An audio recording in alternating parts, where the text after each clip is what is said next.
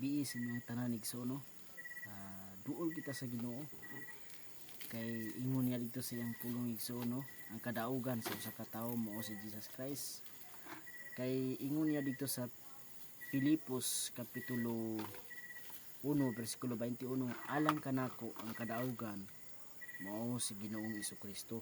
Mugay na ikaw gani kung gusto ka makaangkon og kadaugan, kaluwasan, kinabuhi mo lay katapusan, duol ka sa Ginoong Hesukristo. Kay siya ang labing gamahanan, siya ang labing hari sa tanang hari.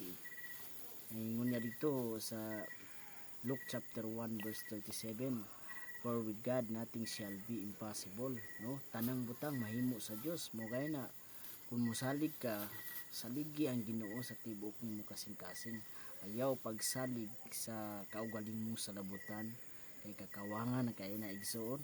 Mosalig ka sa Ginoo kay ingon niya dito, ayaw pagpagkamaalamon sa imong kaugalingong mga mata, kadlukan mo si Yuba o pahalayo gikan sa dautan.